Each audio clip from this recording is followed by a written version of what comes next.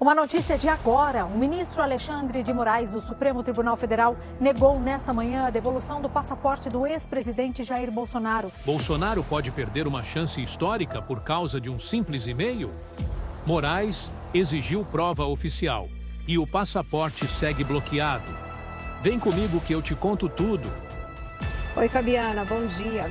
O ministro Alexandre de Moraes negou o pedido da defesa de Jair Bolsonaro devido à ausência de documentos necessários. Na decisão, Moraes afirmou que antes de analisar o requerimento, é imprescindível a apresentação de uma complementação, incluindo o convite formal para a posse de Donald Trump como presidente dos Estados Unidos. O ministro do STF, Alexandre de Moraes, determinou que a defesa de Jair Bolsonaro apresente um documento oficial que comprove o convite para a cerimônia de posse de Donald Trump para posteriormente liberar o passaporte apreendido do ex-presidente.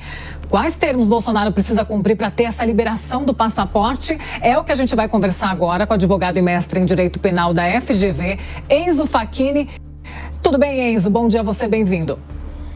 Como vai, Paula? Como vai, demais ouvintes? É um prazer estar com vocês aqui hoje pela manhã.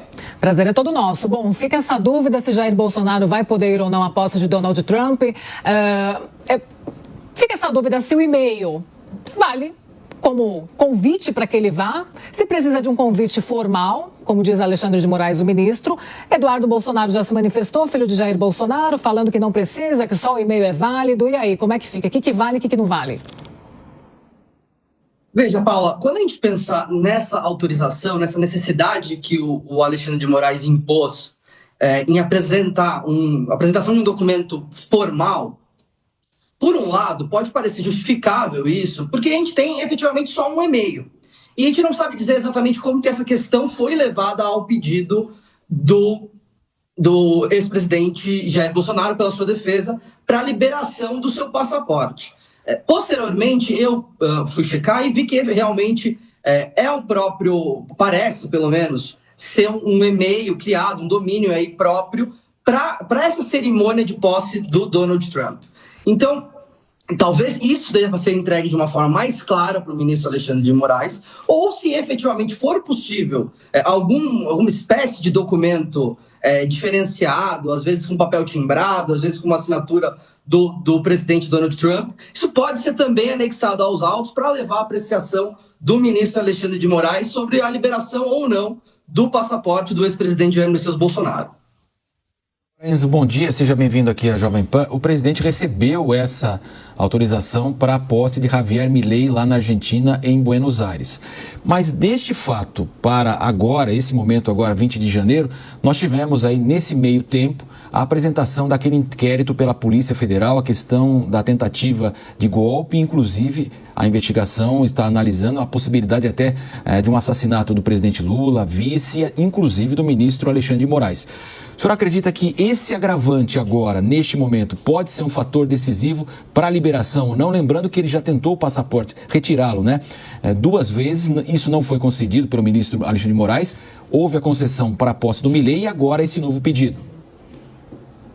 Marcelo, sem dúvida, a gente tem que considerar que talvez tenham aparecido fatos mais graves que podem ou não envolver o ex-presidente Jair Messias Bolsonaro, a depender do envolvimento caminhar das investigações, né? Eu não tenho acesso aos autos, eu não posso traçar aqui uma opinião minha. Agora, a gente tem que lembrar que uma medida cautelar, que é o caso da proibição de ausentar do país, é justamente isso, uma medida cautelar. É uma medida que serve para garantir a eficiência, a eficácia do processo quando ele terminar, né? Então, ao que me parece, pelo menos, é que, tratando-se de um evento globalmente visto, né, que chama a atenção, havendo possibilidade de controle de entrada, saída, itinerário, são questões, são possibilidades, informações que podem ser de controle, tanto do ministro quanto da Polícia Federal, que me leva a crer, e aí agora eu estou trazendo uma opinião minha, de que é efetivamente possível uma viagem dessa, ainda que tenham sido apresentados fatos mais graves. Porque, veja, a existência de fatos mais graves em curso não implica uma pena automática, né? E não houve aqui uma mudança das cautelares que foram impostas ao ex-presidente. Então, ele não teve uma prisão preventiva decretada em razão dessa nova investigação, por exemplo. Seguem vigentes as cautelares que já existiam. Se houve a possibilidade de ir à Argentina acompanhar a posse do Milei, eu não vejo por que não haveria possibilidade também de acompanhar a posse do Donald Trump, que é um chefe de Estado com alinhamento político do ex-presidente, um alinhamento ideológico e de uma das nações mais expressivas do mundo moderno. Essa história de e-mail virou um verdadeiro campo de batalha entre Bolsonaro e Moraes. De um lado, o ex-presidente diz que tem um convite legítimo para a posse de Trump, mas será que só um e-mail basta? Moraes parece pensar o contrário, exigindo um documento formal, com assinatura oficial, algo que mostre mais seriedade. Agora pensa comigo, por que tanta burocracia para uma simples viagem? Vocês acham que essa exigência faz sentido ou já virou exagero? Claro, tem todo o contexto das investigações pesadas contra Bolsonaro, tentativa de golpe, ameaças contra Lula e até contra o próprio Moraes. Isso complica a situação ou vocês acham que é só um pretexto para travar a vida dele? E falando em política, como vocês veem essa relação entre Bolsonaro e Trump? Amizade verdadeira ou puro jogo de interesses? E o mais intrigante, se Bolsonaro conseguiu autorização para ir na posse do Milei, por que essa viagem para o seria diferente? Moraes está certo em segurar o passaporte ou está exagerando? Estamos falando da posse de Trump, nos Estados Unidos, uma das maiores potências do mundo. Isso deveria pesar na decisão, né? Minha pergunta é um pouco nesse sentido mesmo. Eu acredito que há uma clara motivação para essa viagem, que é um ato oficial de empossamento, né, de um presidente dos Estados Unidos e que tem relações próximas com o próprio Bolsonaro e os filhos dele, né, enfim. Então, há razões pessoais e há razões de interesse, até mesmo público, claramente expostas. Nesse sentido, me parece que é provável que haja essa concessão. É mais uma pergunta nesse sentido. Você também acredita que seja mais provável que haja essa liberação? Eu penso dessa forma também, Adriano, porque, veja, quando a gente fala de uma medida cautelar, a gente depende de um dos requisitos legais, é a proporcionalidade da medida. Então, é proporcional eu impedir uma pessoa de ir e voltar do país sem nenhum controle, alguém que está respondendo por crimes graves? Me parece proporcional. Agora, também me parece bem proporcional que essa pessoa, convidada a acompanhar esse evento, como a gente tem discutido aqui, possa efetivamente ir até o evento e retornar, porque é um evento de expressão política relevante para o país.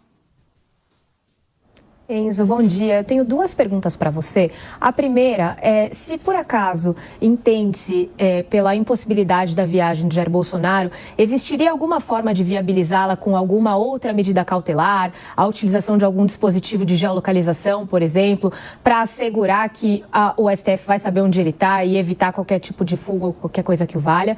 E a segunda, saindo um pouquinho da questão Bolsonaro e indo para o Daniel Silveira, houve um pedido de liberdade, um novo pedido de liberdade feito pelos advogados dele, em função do indulto natalino que foi concedido pelo presidente Lula. Se eu não me engano, isso aconteceu no mesmo dia em que a liberdade provisória dele foi revogada. Então, como é que funciona isso na prática, na execução penal?